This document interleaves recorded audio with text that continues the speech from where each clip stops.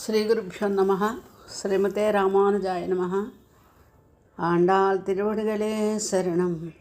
நீலாதுங்கஸ்தனகிரிதடீ சுப்தமுத்போஜ்ய கிருஷ்ணம் பாராஜ்யம் ஸ்வம் ஸ்ருதிசதசிரசித்தமஜ்ஜாபயந்தி சோச்சஷ்டாயாம் சஜனிகிலிதம் யாபலாத்கிருத்ய భుంక్తే గోదా తస్యై నమైదమిదం భూయేవాస్తు భూయః.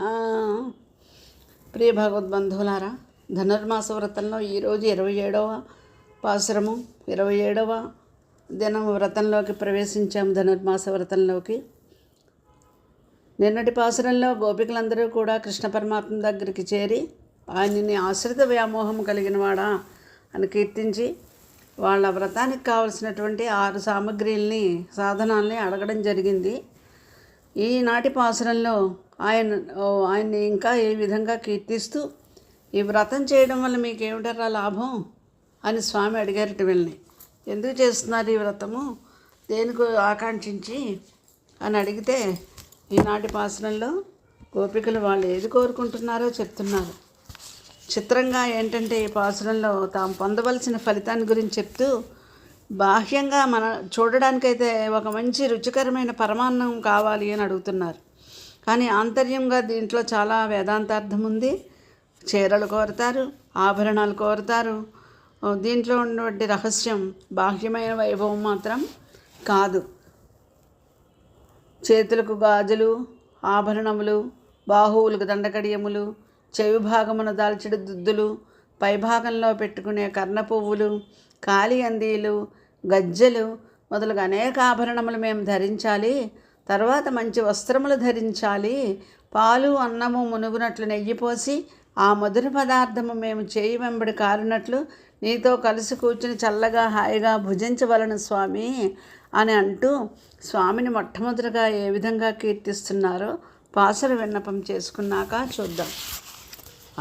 కూడారే వెల్లుం సీర్ గోవింద ఉందన్నై పాడిప్పறை கொண்டியாம் பெருசம்மானம் நாடு புகழும் பரிசினால் நன்றாக சூடகமே தோல்வளையே தோடே செவிப்பூவே பாடகமே என்ற நெய்ய பலகலனும் யாம் மணிவோம் ஆடிடுட்போம் அதன் பின்னே பால் சோறு மூடனை பெய்து முழங்கை வலிவாரா குளிருந்து குளிருந்து ఏలోరింబాయ్. భగవంతుని కొరకే పొందాలి అనేటువంటి, భగవంతుని అండనే పొందాలి అనేటువంటి విషయం ఈ వ్రతం ద్వారా అమ్మ నిర్దేశిస్తుంది. ఈయన్ని రోజు గోవిందా అని పిలిచారు.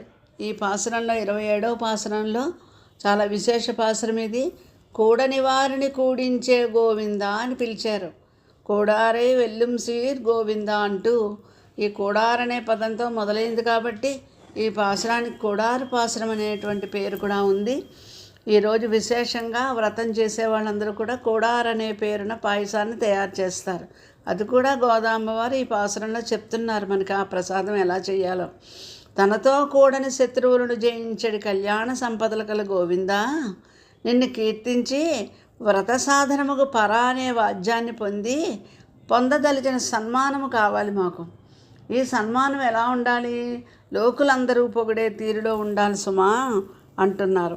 ఇంతవరకు నారాయణ, క్షీరసాగరసేన, త్రివిక్రమ అని పిలుస్తూ వచ్చి ఈవేళ గోవింద అని, ఈ గోవిందనామం భగవంతుడికి చాలా ఇష్టమైనటువంటి పేరు. భిన్న భిన్న నామాలతో పిలిచారు కానీ గోవింద ఎప్పుడూ అనలేదు కదా. ఒకసారి స్వామి యొక్క సౌలభ్యాన్ని చూసి ఆశ్రిత వ్యామోహం ఉంది కాబట్టి, భక్త సులభుడు కాబట్టి గోవింద అంటున్నారు. ఈయన గుణముల చేతనే లోకాల్ని జయించినవాడు. నీవు శత్రువుల్ని జయించింది పరాక్రమం చేత, నీవు సౌశీల్యం చేత, నీ గుణముల చేత ఈ లోకంలో జీవుల యొక్క, భక్తుల యొక్క హృదయాల్ని జయించావు. పొందని వారిని కూడా పొందించుతావు. భగవంతుడంటే మాకు వద్దు అనేటువంటి విముఖుల్ని కూడా నీ వైపు తిప్పుకునే సామర్థ్యం నీకుంది. అలాంటి వారందరినీ పొందడానికే నీ గుణాలన్నీ నీ సాధనాలుగా ఏర్పరచుకున్నావు. కొందరు నీ యందు ప్రేమ చేత నిన్ను తాము చేరితే నీ గొప్పతనం తగ్గిపోతుందేమో అని చేరకుండా దూరం అయిపోతూ ఉంటారు. కొంతమంది శత్రుత్వం చేత దూరం అయిపోతారు. ఉదాసీన భావంతో నిన్ను చూడాలని కోరిక లేని వాళ్ళు కొంతమంది ఉంటారు. వాళ్ళ వద్దకు నీవే వెళ్ళి నీ సౌందర్యాన్ని చూపించి నీ గుణాలను చూపించి వారిని నీ వైపు ఆకర్షిస్తావు. నిన్ను ద్వేషించే వారిని నీ పరాక్రమంతో జయిస్తున్నావు. నిన్ను ప్రేమించిన వారిని నీతో కలవము మేము అన్నవాళ్ళని నేను మీ వాడిని, మీరు నా వాళ్ళు అని వాళ్ళని కలుపుకుంటాం. అటువంటి సౌశీల్యము కలిగిన స్వామి గోవిందా నీవు అని గోవులతో తిరిగాడు కాబట్టి, గోవుల కోసమని కాపాడాడు కాబట్టి గోవిందుడు. వాటికి యాచించడం తెలిసినా, గోవులకి అడగడం తెలిసినా, కృతజ్ఞత తెలిసినా ఏమైనా ప్రత్యుపకారం చేయగలవా గోవులు?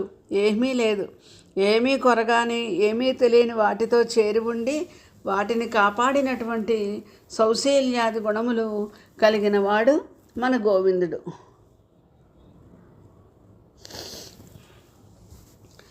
నీ గుణములతో లోకాలన్నిటినీ జయించినవాడా, నిన్న మేము పాడి నిన్ను పరా అనే వాద్యాన్ని పుచ్చుకొని ఆ పరా అనే వాద్యంతో కూడా పెద్ద సన్మానం కూడా మేము అడుగుతున్నామయ్యా. ఈ సన్మానం అంటే ఏంటో ఇప్పుడు చూడండి, గోదామ్మవారు చెప్తున్నారు. బాహ్యంగా ఈరోజు లోకంలో జరుగుతున్న సన్మానాలు కాదు, సమ్మానం. ఏమిటి? బాగా ఉండడం, లోకమంతా పొగడాలి. అబ్బా, కృష్ణుడిని ఆశ్రయిస్తే వీళ్ళకింత గొప్పతనం వచ్చింది, ఇంత కీర్తి కలిగింది అని మమ్మల్ని చూసి అందరూ మెచ్చుకోవాలి.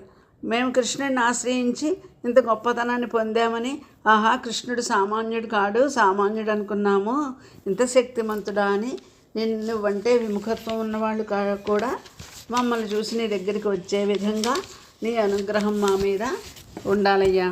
భగవద్ అనుభవాన్ని పొందిన వారి లాభాన్ని చూసి లోకమంతా ఆనందించి మనము ఆశ్రయిద్దాము ఆ భగవంతుణ్ణి అని. ఎందుకంటే లౌకిక ప్రయోజనాలే కదా కోరుకుంటారు జీవులు లోకమంతాను.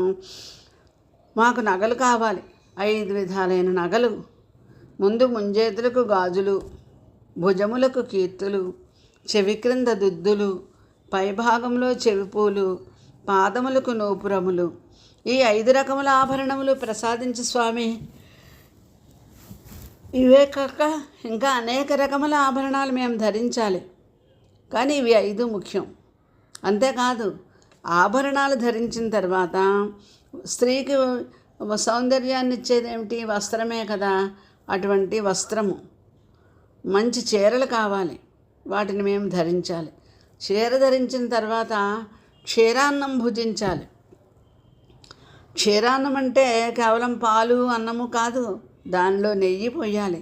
పాలలో అన్నము వేసి, అన్నము కాదు దానిలో నెయ్యి వేయాలి. ఆ నెయ్యి బయటికి రావాలి. ఆ నెయ్యి మేము అనుభవిస్తూ ఉండాలి. మాతో కలిసి మా దగ్గర ఉండి నువ్వు కూడా ఆ పాయసాన్ని ఆరగించాలి. నీతో మేము కూడి, మాకు నీవు తగులుతూ, మేము నీకు తగులుతూ, మేమందరము తగులుతూ నీతో కలిసి ఆ పాలు అన్నము మేము భుజించాలి. అలా తింటున్నప్పుడు ఆ పాయసంలో ఉండే, ఆ పరమాన్నంలో ఉండే నెయ్యి మా మోచేతుల వంట కారుతూ ఉండాలి. అలా కారేలాగా మేము నీతో కలిసి కూర్చుని ఆ మధుర పదార్థాన్ని మేము స్వీకరించాలి స్వామి అన్నారు. ఇది వీళ్ళు ఈరోజు కోరినది.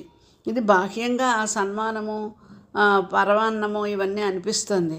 కానీ భోగాలకు చిహ్నమైన వస్త్రాలు, నగలు ఇవన్నీ బాహ్య చిహ్నాలు కదా. వాటిని కాదు ఆకాంక్షించడం. మనం ఏమి పొందాలి అంటే చేతికి ఆభరణం భగవంతుడికి చేసే సేవ. అంటే ఎప్పుడూ భగవంతుడికి సేవ చేసుకునే అదృష్టాన్ని పొందాలి. ముంజేతికి ఆభరణములు అంటే భగవత్ సేవ చేసుకోవడానికి తగిన ఓపిక, శ్రద్ధ. భుజములకు ఆభరణాలు కావాలి.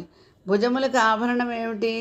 వాడు నా భుజము లోపల ఉండి, అంటే భగవంతుడు నా భుజాలలో ఉండి, నా దేహంలో ఉండి నాకు ఈ బలాన్ని ఇచ్చాడు అనే భావం కావాలి. చెవి క్రిందను పైనను కూడా దుద్దులు కావాలి, అలంకారాలు. అవి మన స్వరూపం మనం గుర్తించడం చేత చెవికి కింద పెట్టుకునే దుద్దు అది ఉంటే స్త్రీకి స్త్రీత్వం సంపూర్ణంగా ఉంటుంది. అలాగే నేను నీవాడను నీ కొరకు అనే భావంతో నిలవడానికి కింద దుద్దు కావాలి. పైదేమో భోగానికి చిహ్నము ఆభరణములు అందము, కానీ అది స్త్రీత్వానికి కాదు. అలాగే స్వామి నీ అనుభవం కావాలి. తర్వాత పాదమునకు ఆభరణం. ఏమిటి పాదమునకు ఆభరణము అంటే సర్వధర్మాన్ పరిత్యజ్య మమేకం శరణం వ్రజ అని ఈ శరణాగతి స్తోత్రం చదివి మనం భగవంతుడి పాదాలను ఎలా పట్టుకుంటామో అటువంటి పాదాభరణం మాకు కావాలి. అంటే నీ ధర్మాలన్నీ నువ్వు చెయ్యి, కర్మజ్ఞాన భక్తి యోగాలలో సంచరించు, కానీ అవి నేను అనుకోకు, నాది అనుకోకు, నేను చేస్తున్నాను అనుకోకు, నేను ఫలం ఇచ్చేవాడిని నేను అని భగవంతుడు చెప్పాడు కదా. అది పాదములకు ఆభరణం. అంటే గతిని నిరోధించేది, మన ఈ చెడు గమనానికి నిరోధం కలిగించేది. వ్యాపారాలు మానడం కాదంటే కర్మలు మానేసి కూర్చోవడం కాదు. కర్మలు ఆచరించాలి. కర్తృత్వమో భోక్తృత్వమో ఉండకూడదు. అంటే ఫలితం నాకే కావాలి, ఈ పని నేనే చేశాను అని అనుకోకూడదు. తేన చిత్తేన భుంజిహిదా అంటుంది ఈశావాస్య ఉపనిషత్తు. విడచి అనుభవించు. విడిస్తే అనుభవించడం ఎలాగా, అనుభవిస్తే విడవడం ఎలాగా అంటే లోపల విడవాలి, బయట అనుభవించాలి. ఈ త్యాగ భోగాల సమ్మేళనమే పాదమునకు ఆభరణం. ఈ విధముగా స్వామి మాకు 5 ఆభరణాలు కావాలని ఈరోజు కోరారు. ఈ దుద్దులని తిరుమంత్రములని, కర్ణపూరాల్ని, కర్ణపువ్వులని ద్వయమంత్రమని, పాదాభరణాన్ని చర్మశ్లోకమని అంతరార్థంగా గ్రహించాలి. ప్రవృత్తి నివృత్తియే ప్రవృత్తి, ప్రవర్తించే పాదం, దానిని మానకుండా మనం నడిపించేవాడే భగవంతుడు. అదే ప్రపత్తి. రక్షకుడు వాడే, గమ్యము వాడే అని ఆంతర్యంగా భగవన్నామాలని భగవన్ మంత్రాలని కోరుకున్నారు. ఇంకా ఈ పాసురంలో ఒక ప్రసాదం చెప్పారు కదా, పాలు అన్నము నెయ్యి నిండుగా ఉండాలట. అంటే అన్నమే పరమాత్మ, అందులో పోసిన పాలే భగవద్ కళ్యాణ గుణములు, దానిలో పోసిన నెయ్యే ప్రీతి. భగవానుని గుణములను భగవానుని యందు ప్రీతితో అనుభవించాలి. ఆ పరమాన్నమును తింటే నెయ్యి పోసిన తియ్యని మధుర పదార్థమును భుజించినట్లు ఉండాలి. అది భగవదనుభవమునికి చిహ్నం కనుక అటువంటి భోగం మాకు కావాలి. నీతో కలిసి అనుభవించాలి. ఈ కలిసి అనుభవించటయే మోక్షానుభవం అని మనకు ఉపనిషత్తు చెప్తుంది. సోస్నుతే సర్వాన్ కామాన్ సహ బ్రహ్మణ విపచ్చిత. ఆ పరమాత్మతో కలిసి ఆయన కళ్యాణ గుణాలను అనుభవిస్తామని చెబుతోంది. భగవంతుడే బ్రహ్మము.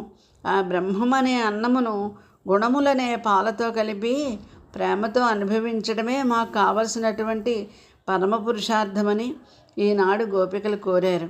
అలాగే వస్త్రము స్వస్వరూపాన్ని అలంకరింపజేసేది, దేహాన్ని అలంకరింపచేసేది అయితే ఆత్మస్వరూపమును కూడా అలంకరింపచేయడానికి శేషత్వము అంటే భగవంతుడికి చెందినవాడను అనేటువంటి అలంకారం మాకు కావాలి అని ఈ పాసురంలో ఆభరణములు, వస్త్రము, పరమాన్నము ఈ మూడింటిని ప్రసాదించి మమ్మల్ని అనుగ్రహించవలసింది అని గోపికలు ఈనాడు స్వామివారిని ప్రార్థించారు. ఈ వ్రతమునకు ప్రధానమైన ఫలితమును నిర్దేశించినటువంటి పాసురము 27వ పాసురము. దీన్ని కూడారే పాసురం అని అంటారు.